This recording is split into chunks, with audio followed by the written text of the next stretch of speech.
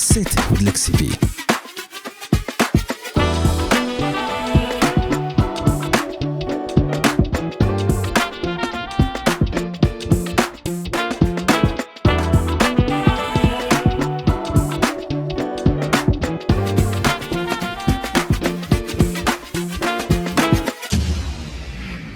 Jeanine, how are you?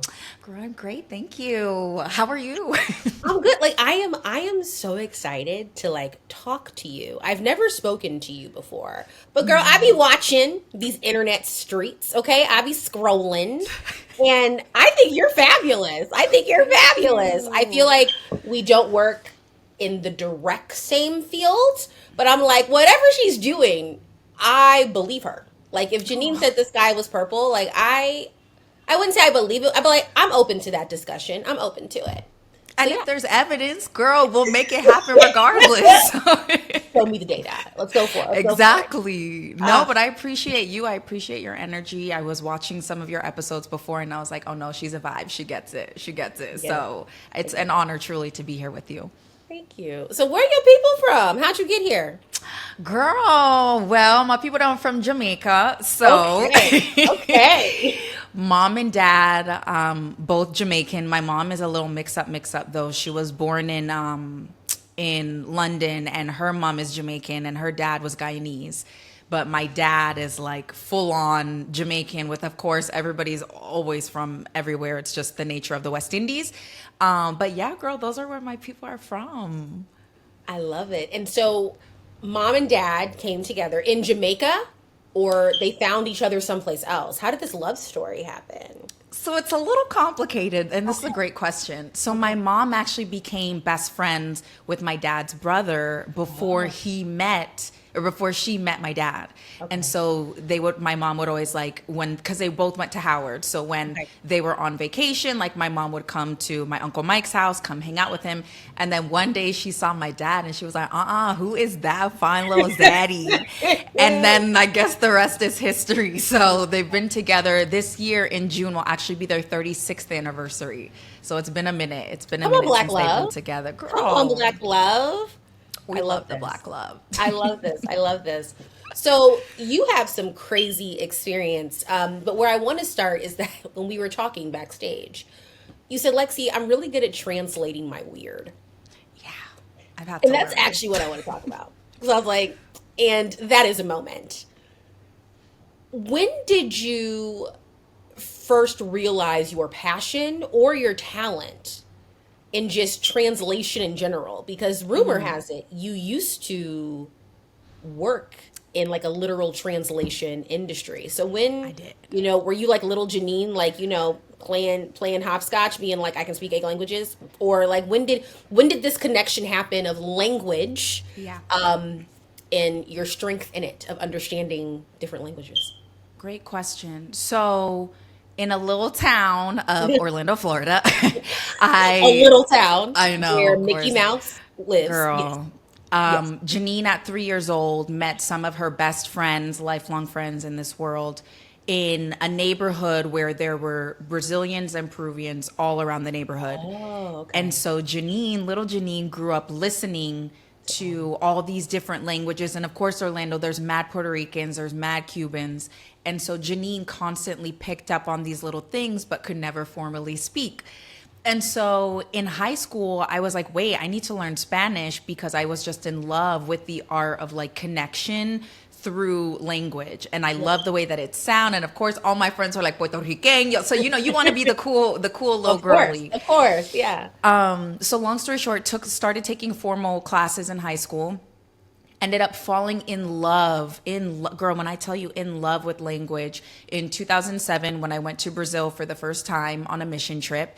And because of my knowledge of Spanish and a little bit of Portuguese, I was able to basically serve as the translator between the group and between the natives. And these are like native indigenous Brazilians. So there's even a deeper language barrier amongst like within the Portuguese. And so long story short, I that was the moment when I was like, no, this is what I'm gonna do for like the rest of my life. And I got my bachelor's in Spanish and Portuguese, got my master's in second language acquisition. I'm in Brazil right now. I've lived in Brazil for several years. And so it really just became a true art and love for the exchange and being that bridge. Oh my God, I just have it coming to Jesus moment, and being that bridge in between of really being able to connect these groups through a shared language or an understanding. Well, one, I also majored in Spanish in college. That's one of my majors. You see? See, it's I there. knew that you there. see, girl. It's there. It's there. Before we continue with translating our weird, I did want to ask you, what was it like your first time in Brazil? Brazil's has a very special place in my heart because it was wasn't the first time that I traveled outside of the United States, but it was the first place where I traveled where I stepped down and I was like, everybody black. Wait, you went to Salvador? I've been to Salvador, I've been to Rio, but I remember touching down in Rio specifically. Again, not my first time out of the country. No, but I the get first it. time No, I get it. where as a dark-skinned black girl, I get off the plane and everybody looks like me. And it was a very emotional experience. Like in customs, I was weeping and I was like, what is going on? And yeah, what was it like for you? Yeah. Literally the exact same thing. I promise you not. And so I've lived in Brazil several times, right? The first time was in the interior. The second time was in São Paulo in the interior, and then sometimes in the city, which is more like European. So to give you some preface for our listeners so that they understand the dynamic of what you actually just mentioned, because it's a very profound thing that made me also fall in love with Brazil, is that Brazil is a very dynamic country affected by numerous diasporas. So a huge Japanese population, I think the second largest Japanese population. And then of course where you are and where I am currently in Salvador, is that it's the second largest black population next to Nigeria in the world. Yeah, in the world. And so when I had lived in Sao Paulo, I was like, okay, cool. Like, this is amazing. Love it. Had to struggle for my language. People still, treated me great, whatever. But then when I got to Salvador in 2014, my life completely changed. And it was because, as you mentioned, for the first time, I felt what is called 𝐼𝐵, and it's like the energy of the history here, the people, the culture. It's deeply rooted in African culture, African roots, and it's still very apparent and present today. So exactly what you felt, I got off the plane and I got dizzy and I was like, what is happening? And then the more time I spent, the deeper I got connected. And I've literally been spending 6 months every year here for the last 3 years. So, girl, I get it. I love it. The only time that I have hugged somebody for cussing me out was at a Rio airport when a grandmother assumed that I was Brazilian, spoke to me in Portuguese. I do not speak Portuguese. So I definitely kind of gave her a look like, I'm fool. And then she cussed me out and her grandson came up and I was like, I'm so sorry. And he spoke English and he's like, oh, she's upset because she thought that you could speak Portuguese and you were just being disrespectful. And I hugged her. Yeah, because it was such an affirming thing, especially as black folks in the United States, where that is not our reality, right? Yeah. It's beautiful. Yay, Brazil. It's very complex. I did part of my research when I was here was on the difference between black and black in Brazil, meaning me, because people think I'm Brazilian all the time because of my Portuguese. Yeah. So, which is a blessing and a curse, right? So you have one side of the coin where I'm black, I look like everybody else, I speak Portuguese. If and when I speak Portuguese, then I don't get taken advantage of. But sometimes I get mistreated because black people are just still, we're in Brazil. Exactly, girl. Especially in the airport sometimes. Sometimes I got to let people know, but it's okay. Neither here nor there. Yeah. Then on the second side of the coin, as an American, you automatically go up 50 points because you have this sense of privilege that, oh my God, first of all, I didn't really know that there are a lot of black Americans. I thought everybody had blonde hair, blue eyes. And then second of all, we love Americans, so let me treat you better. But the downside of that, of me speaking English, is that sometimes I get taken advantage of. So the minute they find out that I'm American, they're going to charge me 10 times more. So it's this really cool yet annoying duality of existing as the same individual, but having two separate experiences. And sometimes, girl, you just got to let them know, like, sometimes in the airport, I promise you, there are women who will try it and men who will try it because they think that, oh, you're just another Black Brazilian, which is horrible. But sometimes I'm like, understand who you're talking to and understand that you cannot treat me like this. And they're like, oh my God, I'm so, and the whole demeanor changes. So it's really, you know, I always like to give the real when people come here so that they understand, one, the privilege that you do have as an American, but two, also it is a bit more complex than people understand it to be. Yeah, but it's gorgeous. Oh, it's gorgeous. I'm jealous. I want to come visit. I'm jealous. I'm jealous. So you start living in Brazil. You start this path of becoming very fluent in Portuguese and Spanish, and that's literal verbal language. But as you said, translating the weird in business. When did you start realizing that your talents and strengths and passions in learning new languages actually translates into navigating money situations, corporate situations, business to business situations? Because there's definitely a thread, sis. There's definitely a thread. To be 1000% honest, I didn't fully realize it until I was able to get a multi-million-dollar budget approved by a CMO in one meeting. I didn't understand. And he ended up being Brazilian. And so he was like, I really like the way that you use this language, or I really like the way that you translate things. And then when he said that, I was like, holy shit. Oh my God. Like this whole time I was just thinking that it was a thing that I'm like, oh, I've always loved making complex things simple, but I didn't look at it in that way until he said that.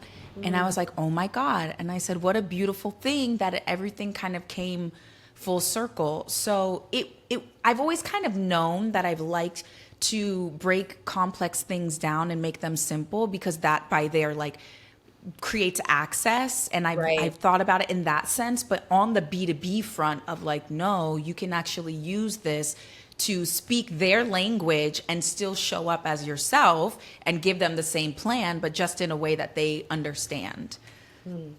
So how do we do it? Because I think that is a powerful skill, regardless if you speak 18 languages or not, right? I think it is a skill that is definitely required and acquired over time. I know that at least in my professional journey, I didn't walk in tech at 22 and knew how to do that. I had to really work on that. What were your steps to really figure out, how do I break complex things down? Which, fun fact, y'all, most business is actually not that complex. But how do we break complex things People down? make it complex through the language that they use. And then I'm like, what are we doing? Right. How do we break complex things down to kindergartenize it, if you will, in order to get what you want at work? Yeah. I would say think about it from a sense of like authentic value, right? And that's been something that I've always had that human intuition factor. Like sometimes I've heard like growth marketers, oh, well, you need this in growth marketing. I'm like, dude, I'm a very intuitive growth marketer because I always work at the intersection of human needs and business needs. And there is an intersection. So it's like, what ultimately, what does that person want and what do they need to know? And then you think about that with intention of like, okay, he is a CMO of a multi-billion-dollar company. He wants to understand, how is this going to translate into ROI, and how are we going to make some noise in a way that actually impacts the people around us and bottom line. So that's the mindset that I'm going into every pitch, every meeting with. Okay, he wants to know, boom, boom, boom. I need to be able to tell the story in a very short, succinct, yet impactful way, and then also have my details prepared when I need them. So decks have actually been, and not complex decks, like very simple decks have been really helpful for me in telling these stories, because you can literally use less words to drive your point home way more effectively. So to kind of wrap up the thought, definitely find the value point, figure out what the person actually wants, figure out how it intersects with the business needs, and then try to break it down in a way that makes sense coming from that specific perspective and that lens. Let's talk about decks, because girl, I have a lot of opinions about decks. Hear me We out. love and we hate them. But you know what I hate? I hate an ugly deck. And that may sound bougie. It's but not. I even tell my team, I don't care what you put in that deck. This better look good. Okay? I feel like the deck is the wrapping paper. And for context, I actually didn't have that theory when I first started my career. And then I went to go work for a little company called Airbnb. Just a which- small company, you know. a little smidger, a little smidger. And what a lot of folks may or may not know is the CEO is an artist. He's not a computer scientist. He doesn't know how to code. So he comes from this design lens. And so at Airbnb, I had to learn, like, oh, I have to like be an artist to get things approved. Right? I had to learn about design and how people receive stuff because we're in meetings with leaders who make these decisions who by trade are looking at aesthetically pleasing things. So you could put in that deck, I'm about to make sure you win the lottery. And if that thing was ugly, it didn't matter. So I had to learn that. And now I tell people, I'm like, I'm very prissy about my decks. They have to look good. How do you go about creating these decks that are visually pleasing, but also tell this story and translate to what you need to get done? So by the time you finish presenting the deck, people were like, girl, here's my paycheck. Like, take my money. Swipe the card. So I'm going to tell you a story before I answer the question because I get all sides of this coin, of especially the experience to which you just spoke. So when I was a founder 4 or 5 years ago, I was obsessed with decks and I was obsessed with making sure that I had all this information in the deck and make sure that they need to know every single detail.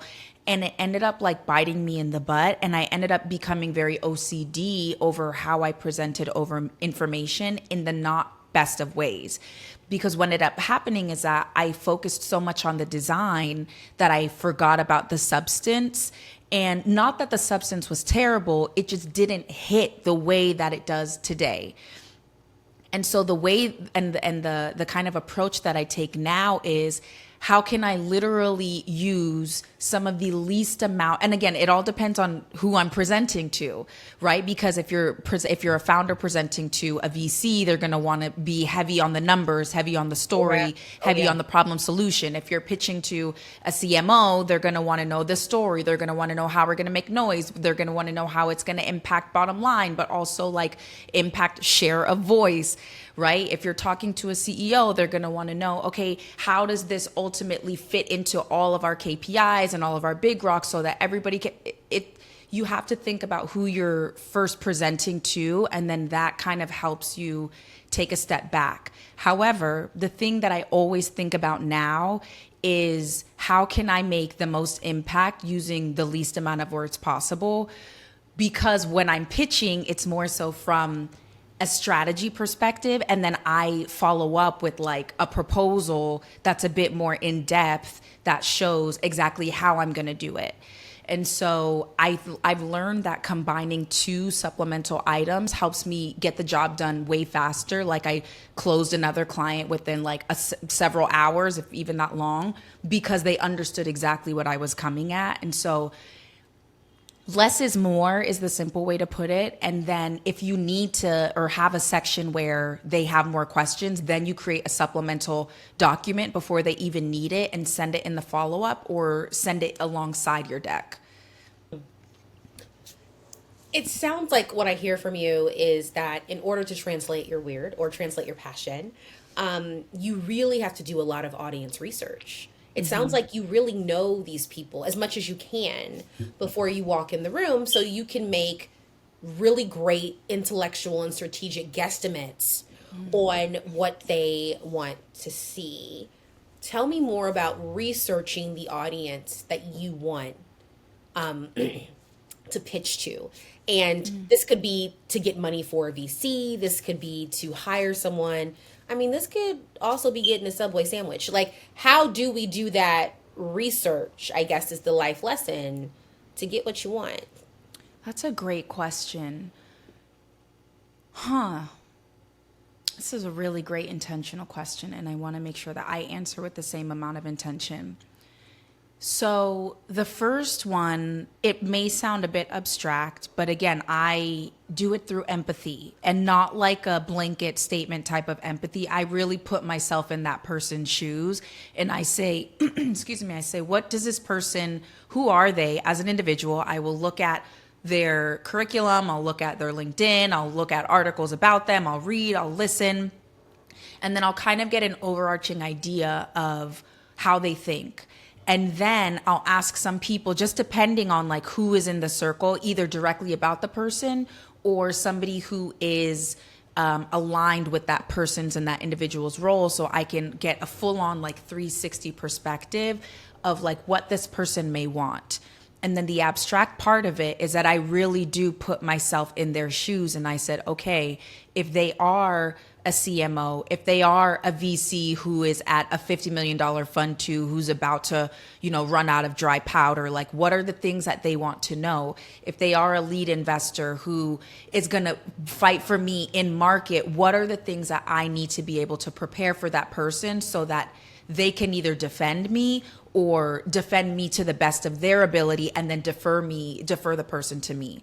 So it's a combination of, really doing your homework, talking to different people, stalking people on LinkedIn. Everybody has a digital footprint these days. And then the last element is going to be that human component of like, let me put myself into their shoes, pretend that I'm them for a second, and what will make them shine like a star, and whatever I think that is, that's what I need to put forth. So if y'all don't stalk these potential clients slash business people, like y'all stalk your friends' future boos? Girl, and be on Instagram story. I don't even have an Instagram story or Instagram anymore, and be on stories and be like, what are they I'm doing? talking about? Again, it translates. It is the same skill. It is the same skill. Okay, one just gives you anxiety, and one could make you money. Just gives you the same skill. I literally found one time I'm not ashamed to say this. So my sister was like kind of dating this guy, and she was like, oh, he's a police officer in Chicago and something, something, something, when she was on the phone. And I was like, oh, okay. And I was like, oh, found him. And she was like, wait, what? And I was like, girl. Easy peasy lemon squeezy. FBI skills will also apply to your B2B customers and your B2B targets. Exactly. It's the same skill, right? That's fantastic. So you say translate your weird. What is your weird? What are you trying to actively translate when you are pitching to people?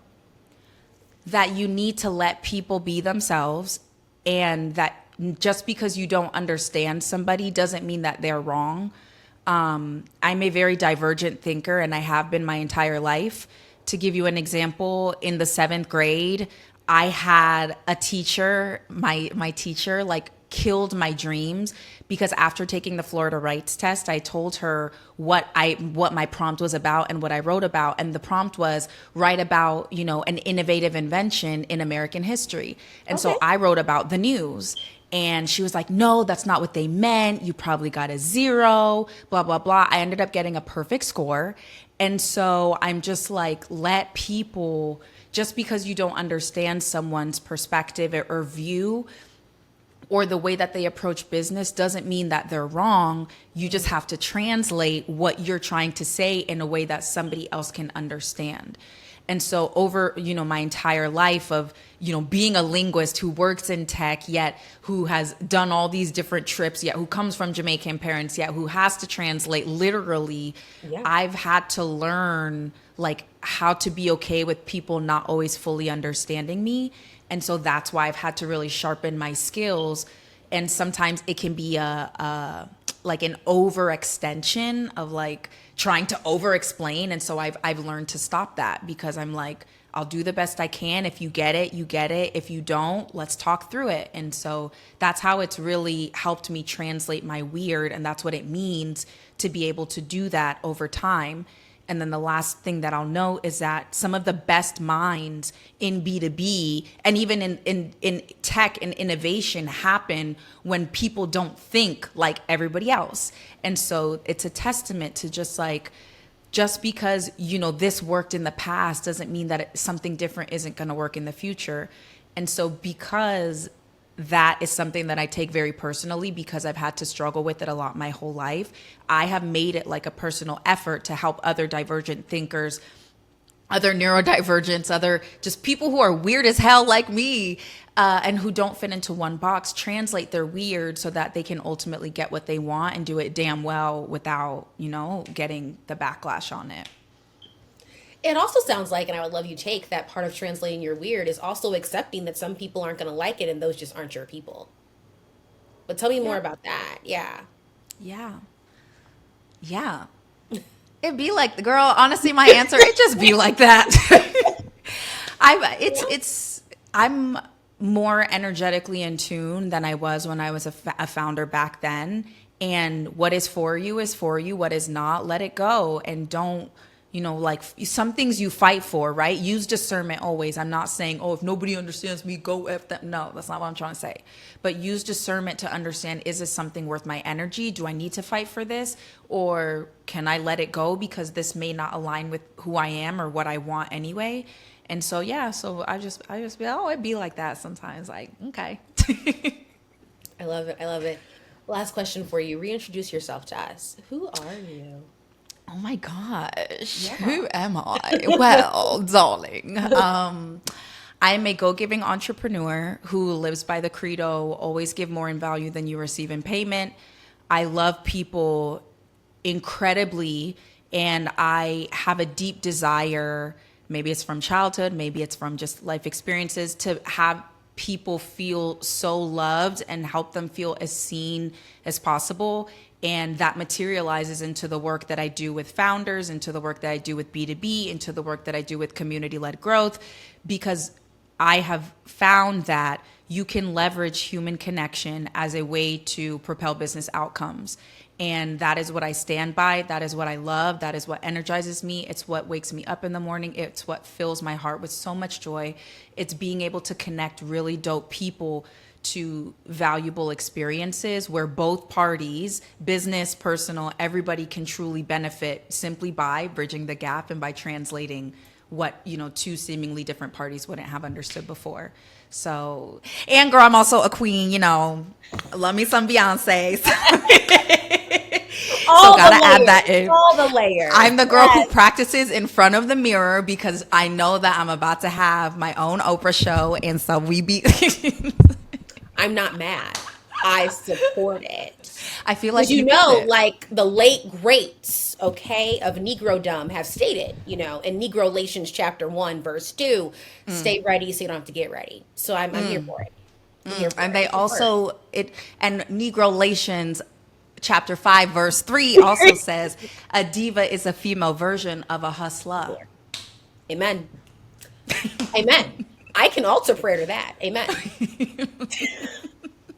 Well, I see you and I support you, and I want to thank you for not, just existing and being a good human, but for being the type of humans that other people should want to emulate, because we need more of that in our world. We have a lot of trashy humans, and I love watching humans, especially Black women, just show up and be their weird and be so open about it, to allow other people to also be themselves. I think it's wonderful. So I thank you for that. Thank you. I thank you as well for creating this platform and for just thinking of me. And honestly, anytime a Black woman asks me for anything, I'm like, yeah. Anything, literally. I've had founders reach out to me. I've had because again, you get it. Yeah. And especially Black women in tech, Black women in investing, Black women just period. So I thank you in the same way. Thank you. Have a good one. You too.